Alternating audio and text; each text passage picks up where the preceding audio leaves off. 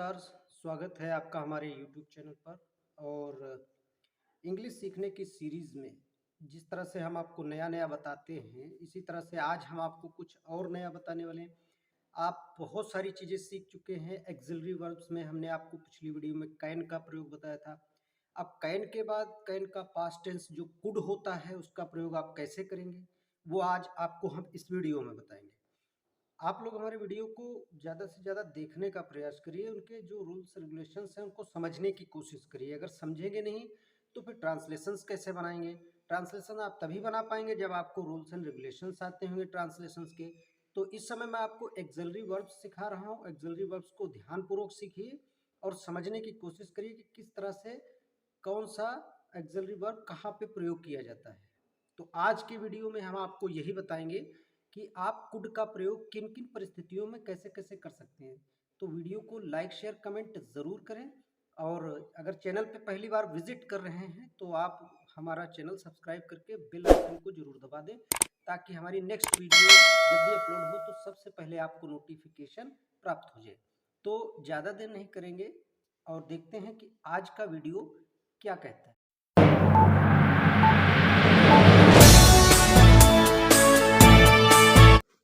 तो आज सभी विद्यार्थियों का फिर से एक बार स्वागत, अभिनंदन हमारे यूट्यूब चैनल दुर्गेश सर 98.0 पर। दोस्तों, आपको मॉडल एक्सिलरी वर्ब सिखा रहा हूं मैं। उसी क्रम में आज मैं फिर एक नए वीडियो के साथ आपके बीच उपस्थित हूं। और आज जो मैं आपको सिखाने वाला हूं दोस्तों, वो बेहद हमारे दैनिक जीवन में काम आने वाला स्टेप है। सहायक क्रिया जो है ना, बहुत इंपॉर्टेंट है। आपको इसे छोड़ कर नहीं जाना है, आपको पूरा देखना है, सीखना है और देखना है कि आज हम क्या बताएंगे।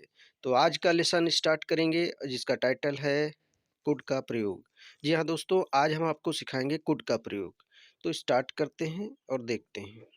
कैन और कुड दोनों का प्रयोग रिक्वेस्ट हेतु किया जा सकता है। कुड से ज़्यादा नम्रता जाहिर होती है और उम्मीद 80 से 90% होती है। हम लोग रिक्वेस्ट करने के लिए जिस तरह से कैन का भी प्रयोग करते थे, उसी तरह से हम लोग कुड का भी प्रयोग कर सकते हैं। तो देखिए, एग्जाम्पल समझ लीजिए थोड़े से। तो जो हमारे एग्जाम्पल्स हैं, अगर हम एग्जाम्पल्स को सही ढंग से सीख लेंगे तो हमको इंग्लिश समझने में कोई भी कठिनाई नहीं होगी। आप कभी भी इंग्लिश सीखिए, जितने भी वर्ड्स हम बता रहे हैं, जितने भी यूजेस हम आपको सिखा रहे हैं ट्रांसलेशंस के, उनको आप समझते जाइए, क्योंकि ये बेसिक फंडामेंटल्स नहीं हैं, ये एडवांस हैं जो आजकल की अंग्रेजी में बहुत ज़्यादा प्रचलित हैं। कैन का प्रयोग, कुड का प्रयोग। हालाँकि कैन का प्रयोग मैं आपको पिछले वीडियो में बता चुका हूँ, यहाँ पे मैं आपको कुड का प्रयोग बताऊँगा। उससे पहले कुछ कैन का भी 1-2 प्रयोग देख लेते हैं। जैसे, क्या तुम मुझे अपना पेन दे सकते हो?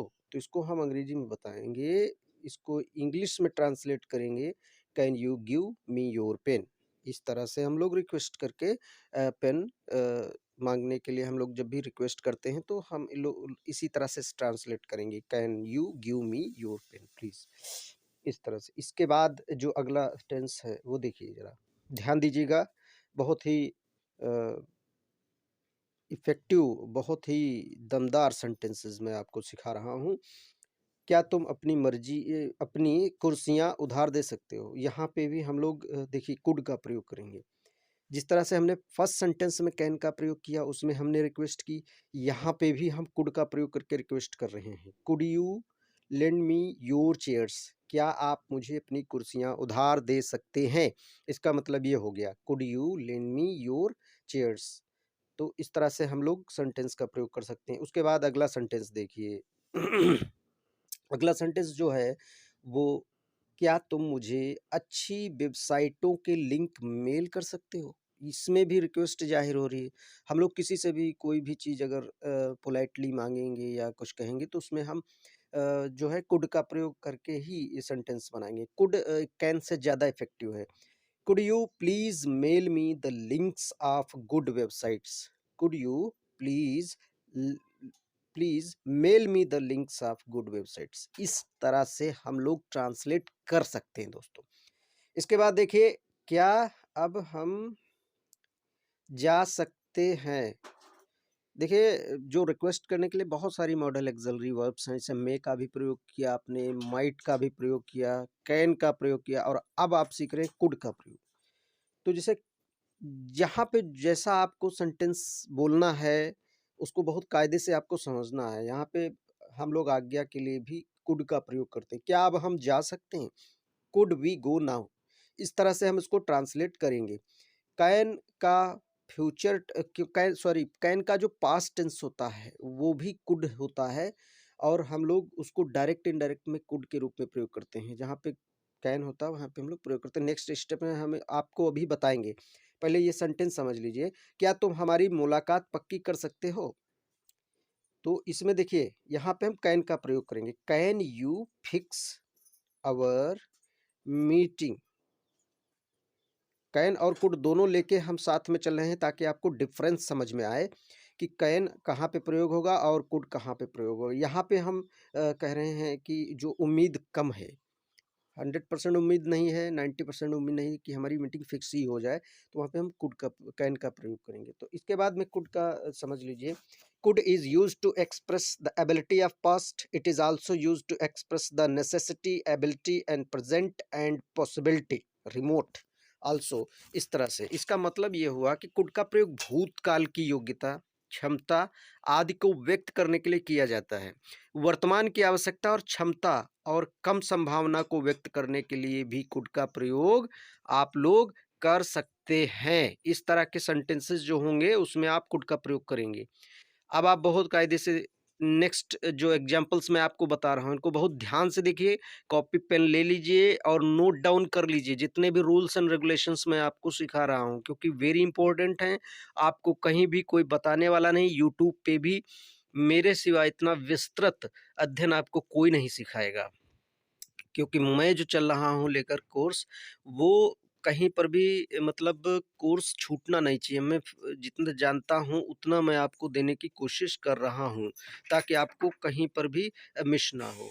मेरे बचपन में मैं लगातार 4 घंटे दौड़ सकता था। भूतकाल में मेरी क्षमता का जो प्रदर्शन था वो मैं यहाँ पे दिखा रहा हूँ, इसलिए मैं यहाँ पे कुड का प्रयोग करूँगा। In my childhood, I could continuously run for 4 hours। इस तरह से मेरे बचपन में मैं लगातार 4 घंटे दौड़ सकता था। इसको हम लोग कुड के साथ प्रयोग करेंगे, क्योंकि हमने यहाँ पे भूतकाल में अपनी क्षमता का बखान किया है कि मेरे अंदर इतनी क्षमता थी। अगला सेंटेंस जो है वो देख लीजिए। जब मैं स्कूल में था, मैं एक समय में 20 केले खा सकता था। ये भी मेरी एक क्षमता है, मेरी योग्यता यहाँ पर प्रदर्शित हो रही है, वो भी भूतकाल में। तो इसको हम ट्रांसलेट करेंगे, when I was at school I could eat 20 bananas at one time. मैं एक समय में 20 केले खा सकता था जब मैं स्कूल में था। When I was at school I could eat 20 bananas at a time. इस तरह से अगला सेंटेंस देख लीजिए। जब दुर्घटना हुई तब वह चल भी नहीं सकता था। इतनी भी क्षमता उसके अंदर नहीं रह गई थी। जब दुर्घटना हुई तब वह चल भी नहीं सकता था। चलिए इसको ट्रांसलेट करते हैं। तो इसमें हम बनाएंगे, he could not even walk when he met with an accident. इस तरह से he could not even walk when he met with an accident. इस तरह से आप इसको ट्रांसलेट करेंगे। बहुत ध्यान से समझिए, और इन जितने भी ट्रांसलेशंस मैं आपको सिखा रहा हूँ इनको नोट डाउन करते जाइए। आपको बोलने में भी आसानी रहेगी, आप दैनिक जीवन में बोल भी सकते हैं, और इसके साथ साथ आप दूसरों को भी ट्रांसलेट करना सिखा सकते हैं। अगला सेंटेंस है, मेरी जवानी में मैं 100 किलो वजन उठा सकता था। भूतकाल में मेरे अंदर इतनी क्षमता थी, जो समय गुजर गया, तो उसके लिए हम कैन का प्रयोग नहीं करेंगे, यहाँ पे हम लोग कुड का प्रयोग करेंगे। In my young I in my young as I could have lifted 100 kg weight. इस तरह से इन my young as I could have lifted 100 kg वेट। मैं अपनी जवानी में 100 किलो वजन उठा सकता था। इस तरह से आप इसका प्रयोग कर सकते हैं। अगला सेंटेंस देख लीजिए, हम समय पर नहीं पहुंच सके। जी हाँ, यहाँ पे इस सेंटेंस को ध्यान से समझिए, हम समय पर नहीं पहुंच सके। तो इसको जब हम लोग ट्रांसलेट करेंगे तो उसको कैसे ट्रांसलेट करेंगे, reach we could not reach on time. इस तरह से हम लोग ट्रांसलेट करेंगे इसको, we could not reach on time, हम समय पर नहीं पहुंच सके, इस तरीके से। अगला देखिए, मैं उसका प्रस्ताव नहीं ठुकरा सका। मैं उसका प्रस्ताव नहीं ठुकरा सका। तो देखिए, इसको किस तरह से ट्रांसलेट करेंगे, ध्यान से देखना। मैं मतलब कुछ ऐसी संभावनाएँ या ऐसी परिस्थितियाँ बन गईं कि मैं उसका प्रस्ताव नहीं ठुकरा सका, तो उसको हम इंग्लिश में ट्रांसलेट करेंगे। I could not refuse her proposal, इस तरह से। I could not refuse her proposal. तो आप इसको इस तरह से ट्रांसलेट करेंगे। इसके बाद जो अगला सेंटेंस है, उसको भी आप कायदे से समझ लीजिए, देख लीजिए, ताकि आपको कोई भी दुविधा ना रहे, समझने में कोई दिक्कत ना रहे। क्या तुम कार चला सकते हो? Have you any ability to drive car? तो इस तरह से, क्या तुम कार चला सकते हो? Could you drive car? Could you drive the car? इस तरह से, could you drive the car, इस तरह, क्या तुम कार चला सकते हो? ये सेंटेंस इस तरह से बनेगा। इसके बाद में देख लीजिए, वे समझौता कर सकते थे। वे समझौता कर सकते थे। तो इसको कैसे ट्रांसलेट करेंगे, इसको ध्यान दीजिए। दे, फिर उसके बाद कुड लगाएंगे, दे कुड, फिर कंप्रोमाइज लिख दीजिए। कंप्रोमाइज मीन्स होता है समझौता करना, ठीक है। They could compromise, full stop लगा दीजिए, बस हो गया सेंटेंस। वे समझौता कर सकते थे, दे कुड कंप्रोमाइज। इस तरह से हम इसको सेंटेंस बनाते हैं। अगली स्लाइड में जो आप जानने वाले हैं, उसके विषय में आपको परिभाषा समझा देते हैं। Could is the past tense of can. Could is also used to say something by emphasizing or pointing out in anger. इसका मतलब हुआ, इसका मतलब जो होता है, उसका मतलब ये है कि could can का past tense है। कुड का प्रयोग किसी चीज को जोर देकर कहने या गुस्से में इंगित करने के लिए भी किया जाता है। ध्यान दीजिए, ये पॉइंट नोट कर लीजिए आप लोग, नहीं तो आपको समझ में नहीं आएगा। जो कुड का प्रयोग है, उसको आप किसी चीज की तरफ इंगित कर रहे हैं, इशारा करें गुस्से के साथ, तो वहां पर भी हम प्रयोग कर सकते हैं। या किसी चीज को बल देकर कह रहे हैं गुस्से में कि आपको ऐसा करना ही है, ठीक है। तो इस तरीके के जो सेंटेंसेस होंगे, या इस तरीके की जहाँ पे परिस्थिति बनेगी, जहाँ पे सिचुएशंस ऐसी होंगी, वहाँ पे हम लोग कुड का प्रयोग करेंगे। तो जो पॉइंट मैं आपको एग्जाम्पल्स के पहले बता रहा हूँ, उनको आप लोग जरूर नोट डाउन कर लीजिए, क्योंकि अगर आपने नोट नहीं किया तो आप भूल जाएंगे कि कहाँ पे कौन सा प्रयोग होता है। अव्यन ने कहा कि उसके पिताजी जुलाई में भारत आ सकते थे। अव्यन नाराजगी में इस बात को व्यक्त कर रहा है, ध्यान दीजिएगा। Avyan told me that his father could come India in July. Avyan ने गुस्से में, उन्होंने अपने क्रोध को, अव्यन, इस सेंटेंस में आपको समझना चाहिए कि अव्यन क्रोध व्यक्त कर रहा है। इसके बाद देखिए, डायरेक्ट इनडायरेक्ट में भी कुड का प्रयोग किया जाता है, जो हम लोग इंटर क्लासेस में बनाते हैं, हाई स्कूल क्लासेस में बनाते हैं। डायरेक्ट से इनडायरेक्ट हम लोगों को बनाने पड़ते हैं। तो जब हम लोग डायरेक्ट से इनडायरेक्ट बनाते हैं, तो वहाँ पर भी कैन को कुड में चेंज करना पड़ता है। तो समझ लीजिए, पहला डायरेक्ट लिखा हुआ है, he said he can not go.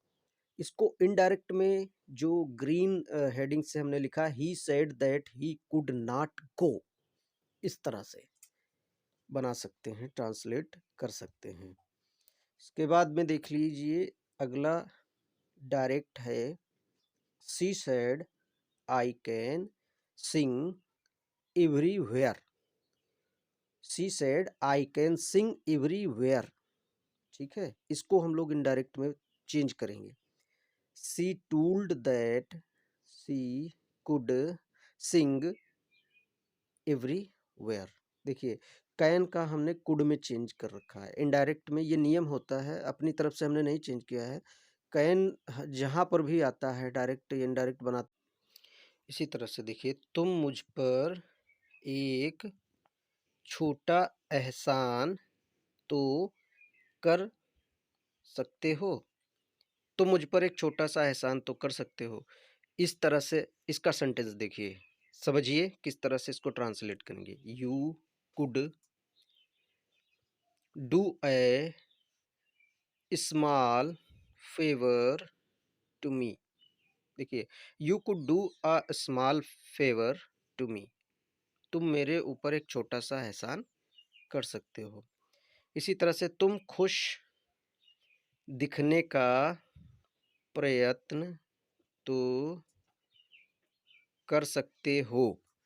तुम खुश दिखने का प्रयत्न तो कर सकते हो। इस तरह से इसको ट्रांसलेट करेंगे। देखिए, ध्यान दीजिएगा। यू कुड, यू के तुरंत बाद कुड लगाइए।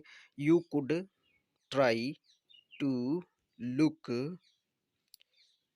हैप्पी। तुम खुश दिखने का प्रयत्न तो कर सकते हो। ये सेंटेंस जब आप बोलेंगे तो you could try to look happy, इस तरह से। अगले सेंटेंस के लिए जो है कुड हैव का प्रयोग हम लोग सीखने वाले हैं। अब हम आपको कुड के साथ में कुड हैव का भी प्रयोग बहुत हमारे दैनिक जीवन में उपयोग होता है, कुड हैव का प्रयोग। तो कहीं जहाँ पे कौन सी ऐसी परिस्थितियाँ होती हैं, उनको आप समझ लीजिए कि कुड हैव का प्रयोग कहाँ होता है। देखिए, अगला स्टेप, अगला सेंटेंस मैं आपको समझाने की कोशिश करता हूँ। मैं उसकी चाल को पहले समझ सकता था। मैं उसकी चाल को पहले समझ सकता था। चलिए इसका ट्रांसलेशन करते हैं। कैसे करते हैं, देखिए।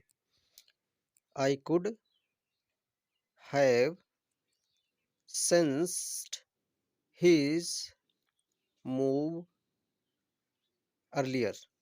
I could have sensed his move earlier. मैं उसकी चाल को पहले समझ सकता था। दिस टाइप के जो सेंटेंसेस हैं, इस टाइप के जो सेंटेंसेस हैं, इनको आप सीखकर ही अंग्रेजी बोल सकते हैं।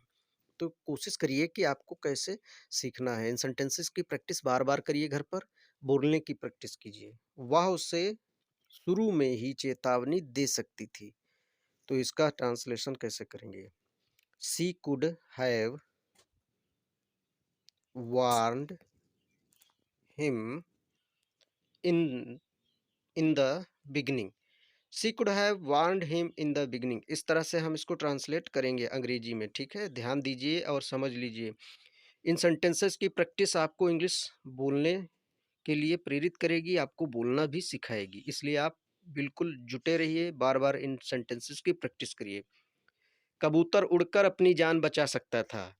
ये वाला जो सेंटेंस है, इसको हम लोग कैसे इंग्लिश में ट्रांसलेट करेंगे, ये ध्यान देना है आपको, बहुत कायदे से समझना है।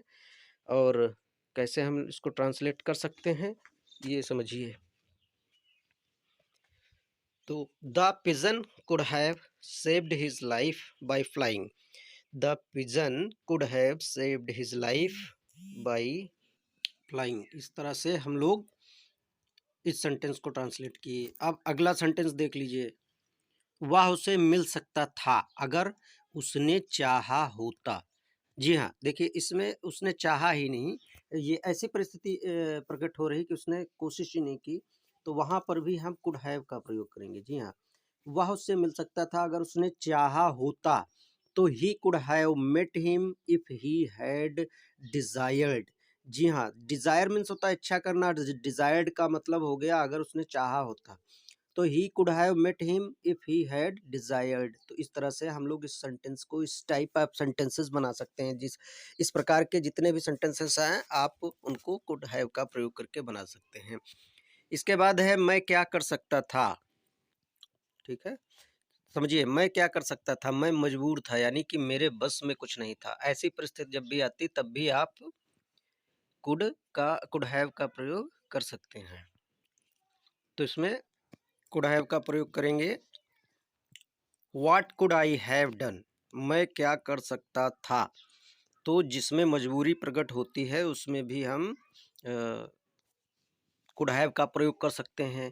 या फिर एंगर में किसी भी चीज़ को इंगित करते हैं, गुस्से में, तो उसको भी हम लोग मतलब उसमें प्रयोग कर सकते हैं, कुड हैव का प्रयोग कर सकते हैं। जैसे ये लिखा है, तुम संबंध विच्छेद को बचाने का संकेत कर सकते थे। यहाँ पे नाराजगी प्रकट की जा रही है इस सेंटेंस में।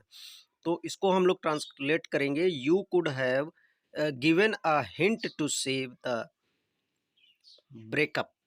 जी हाँ, you could have given a hint to save the breakup. तुम संबंध को विच्छेद होने से बचा सकते थे। बचाने का संकेत